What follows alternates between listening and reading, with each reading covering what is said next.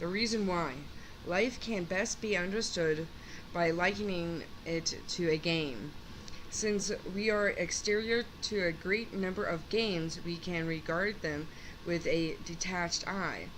If we were exterior to life instead of being involved and immersed in the living of it, it would look to us much like games look to us from our present vantage point.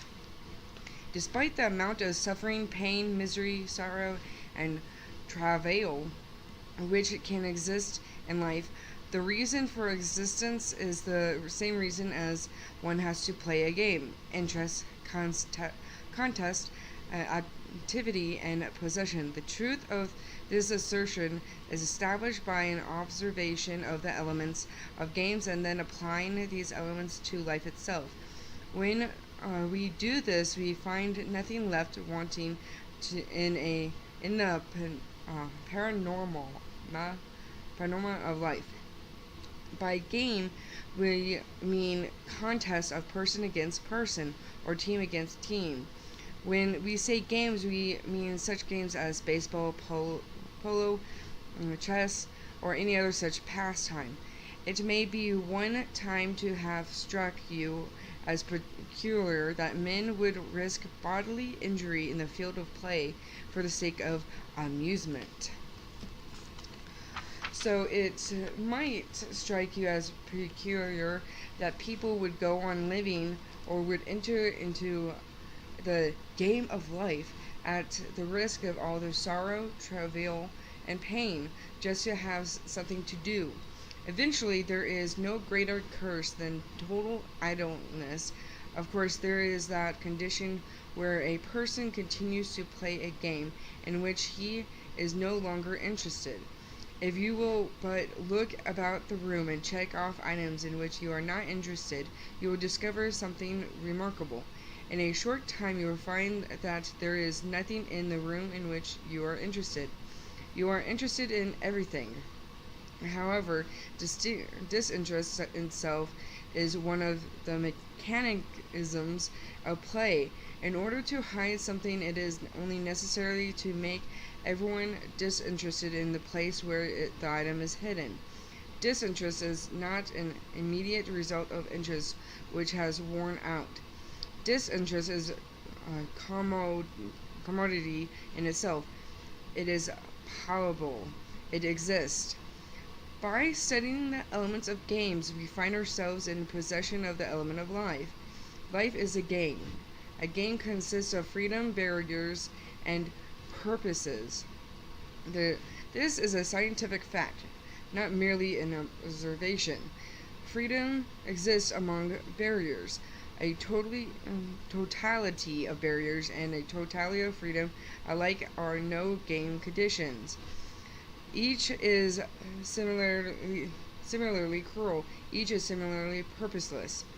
Great revolutionary movements fail. They promise unlimited freedom. That is the road of failure. Only stupid visionaries chant of endless freedom. Only the afraid and ignorant speak of and insist upon unlimited barriers. When the relation between freedom and barrier become too unbalanced, and unhappiness result. A puppy barking next to me in his sleep. Freedom from is all right only so long as there is a place to be free to. An endless desire for freedom from is a perfect trap, a fear of all things. Barriers are composed of inhibiting ideas, space, energy, masses, and time. Freedom in its entirety would be a total absence of these things, but it would also be a freedom without thought or action, an unhappy condition of total nothingness. Fixed on too many barriers, man yearns to be free, but launched into total freedom, he is purposeless and miserable. There is freedom among barriers. If the barriers are known and the freedoms are known, there can be life, living, happiness, a game.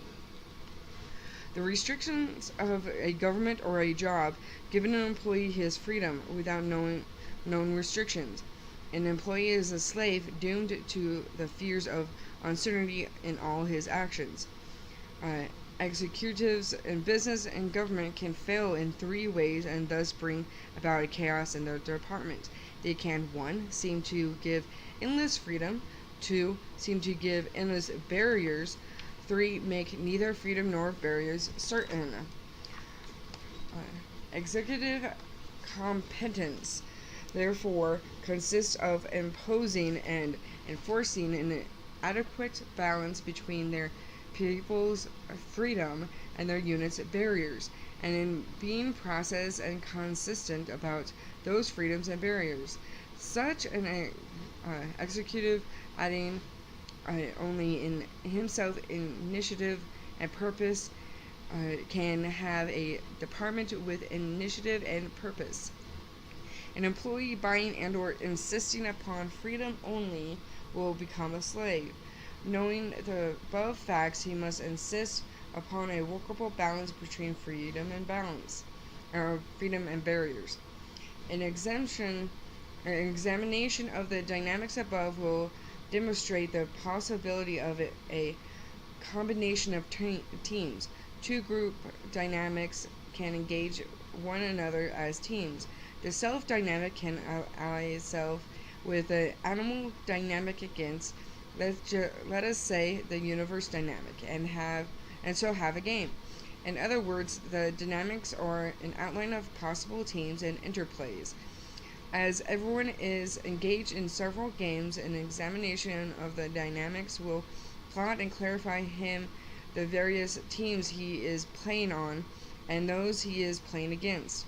If an individual can discover that he is only playing on the self dynamic and that he belongs to no other team, it is certain that the individual will lose, for he has before him 7 remaining dynamics, and the self dynamic is seldom capable of beating by itself all the remaining dynamics. In Scientology, we call this condition the only one. Here is self-determinism and the death of selfish determinism, and here is an individual who will most certainly be overwhelmed. To enjoy life, one must be willing to be part of life. There is the principle in Scientology called pan-determinism. This could be loosely defined as determining the activities of 2 or more sides in a game simultaneously. For instance, a person playing chess is being self-determined and is playing chess against the opponent. A person who is pan-determined on the subject of chess could play both sides of the board. A being is being pan-determined about any game to which he is a senior. He is self-determined only in a game to which he is junior. For instance, a general of an army is pan-determined concerning an argument between 2 privates or even 2 companies of his command. He is pan-determined in this case, but when he confronts another army led by another general, he becomes self-determined. The game in this wise could be said to be larger than himself. The game becomes even larger than this when the generals seek to play the parts of all political heads which should be above him. This is the main reason why dictatorship doesn't work. It is all but impossible for one man to be pan-determined about the entire system of games which comprise a nation. He starts taking sides, but then to that degree becomes much less than a government which he is seeking to run. It has been stylish in past ages to insist only upon freedom. The French Revolution furnishes an excellent example of this. In the late part of the 18th century, the nobles of France became so self-determined against the remainder of the country and were so incapable of taking the parts of the populace that the nobles were destroyed. Immediately, the populace itself sought to take over the government, and being restrained and being intensely antipathetic to any and all restraints, their war cry became freedom. They had no further restrictions or barriers. The rules of government were thrown aside. Theft and uh, brigandage took the place of economics. The populace therefore found itself in a deeper trap and discovered itself to be involved with a dictatorship which was far more restrictive than anything it had experienced before the revolution. Although man continuously uses freedom for his war cry, he only succeeds establishing further entrapment for himself. The reason for this is a very simple one. A game consists of freedom and barriers and purposes. When man drops the idea of restrictions or barriers, he loses at once control over barriers. He becomes self-determined about barriers and not pan-determined, thus he cannot control the barriers. The barriers left uncontrolled trap him then in there. The dwindling spiral of the piracy, create, survival, destroy, comes about directly when man shuns barriers. If he considers all restrictions and barriers his enemies, he is, of course, refusing to control them in any way, and thus he starts his own dwindling spiral. A race which is educated to think in terms of freedom only is very easily entrapped. No one in the nation will take responsibility for restrictions. Therefore, restrictions apparently become less and less. Actually, they become more and more as the restrictions lessen. So lessens the freedom of the individual. One cannot be free from a wall unless there is a wall. Lacking any restrictions, life becomes purposeless, random, chaotic. A good manager must be capable of taking responsibility for restrictions, and that freedom to exist must have barriers. A failure to take initiative on the subject of restrictions or barriers causes them to rise all but by themselves and exist without consent or direction. There are various states of mind which bring about happiness. That state of mind which insists only upon freedom can bring about nothing but unhappiness. It would be better to develop a thought pattern which looked for new ways to be entrapped and things to be trapped in, than to suffer the eventual total entrapment of dwelling upon freedom only. A man who is willing to accept restrictions and barriers and is not afraid of them is free. A man who does nothing but fight restrictions and barriers will usually be trapped. The way to have endless war is abandon all war. As it can be seen in any game, purpose is become counterposed. There is a matter of purpose counter purpose in almost any game played in a field with two teams. One team has the idea of reaching the goal of the other, and the other has the idea of reaching the goal of the first. Their purpose are at war, and this warring of purposes make a game. The war of purposes gives us what we call problems. A problem has the anatomy of purposes. A problem consists of two or more purposes opposed. It does not matter what problem you face or have faced, the basic anatomy of that problem is purpose counter purpose. In actual testing in Scientology, it has been discovered that a person in actual testing in Scientology, has been discovered that a person begins to suffer from problems when he does not have enough of them. There is the old saw that if you want a thing done, give it to a busy man to do. Similarly, if you want a happy associate, make sure that he is a man who can have lots of problems. Self-determinism is a condition by determining the actions of self. It is the first self-dynamic action, and leaves the remaining 7 undetermined, or in actuality, the sorry. In the first self-dynamic action, and leaves the remaining 7 undetermined, or in actuality, in opposition to the self. Thus, if one wants to take on the rest of life in a self-for-all fight, one could be entirely insistent upon total self-determination, as the remainder of the dynamic must have a say in oneself to function. They fight once any attempt at total self-determination. Pan-determinism means determining the action of self and others. It means wider determinism than itself. In an aberrated fashion, we can see this in the effort to control all others to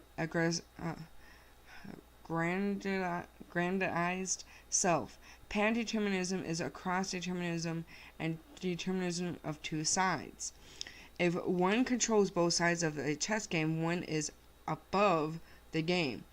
One is self-determined, then in any situation in which he is fighting. He is pan-determined in any situation in which he is controlling.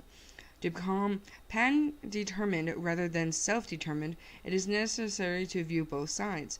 A problem is an intention counter intention. It is then something that has two opposing sides. By creating problems, one tends to view both sides in opposition and so becomes pan-determined.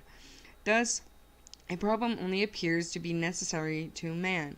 The problem is the closest reality man has to pan-determined, and processing the invention of problems then shows a wider view and so exteriorizes one from difficulty.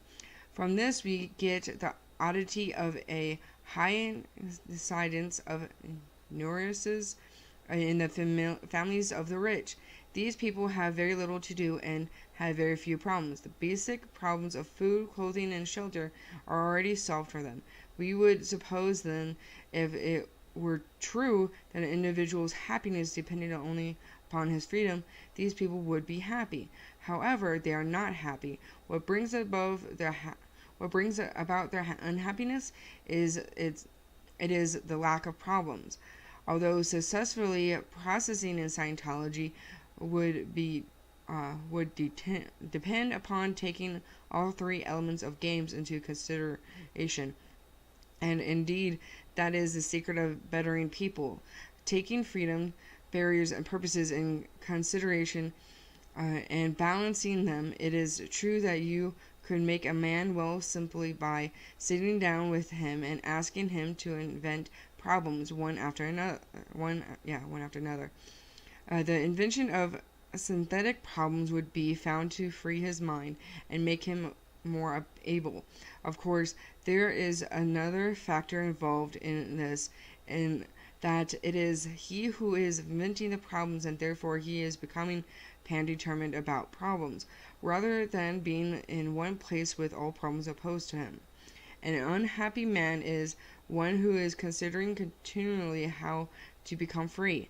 One sees this in the clerk who is continuously trying to avoid work. Although he is a great deal of leisure time, he is not enjoying any part of it. He is trying to avoid contact with people, objects, and energies, and spaces.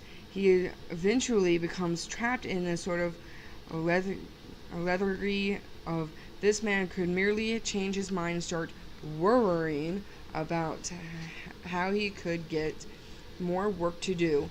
His happiness level would increase markedly. One who is plotting continuously how to get out of things will be miserable. One who is plotting how to get into things has much better chance of becoming happy. There is, of course, the matter of being forced to play games in which one has no interest. A war into which one is drafted is an excellent example of this. One is not interested in the purpose of the war, and yet one finds himself fighting it. Thus, there must be an additional element, and this element is the power of choice. One could say then that life is a game, and the ability to play a game consists of tolerance for freedom and barriers and insight into purposes. And with power of choice over participation. These four elements, freedom, barriers, purposes, and powers of choice, are the guiding elements of life. There are only two factors above, and both of them are related to these. The first is the ability to create, with, of course, it's negative.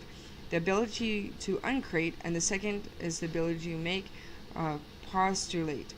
This then is a broad picture of life in bringing life into focus and in making it less confusing. These elements are used in its understanding. Okay. After reading that chapter, I have to say something. I see where the point is going, and I feel like that giving people more things to do isn't necessarily will make people happy. It keeps people entertained. Like if they get bored, okay, and someone gives you something to do, okay, you can entertain the idea of whatever it may be that you were given. But I've known many people that I've worked with to where they've been given many things to do, and they're miserable. And I've noticed that those who have less things to do, or at least with the same people that had so much, when they receive less things to do and be able to relax while they're doing the work, they seem more happier. So just reading off of that, it just seems like the whole plot, Scientology, or at least starting off young, is like keep them busy so they won't think of anything else. Keep their mindset of whatever they're doing right here, right now, creating whatever it may be, and they won't have time to think about anything else. They can be content with what they're doing, with how much whatever work they're given. So, yeah, that's my thought. Let me know in the comments below.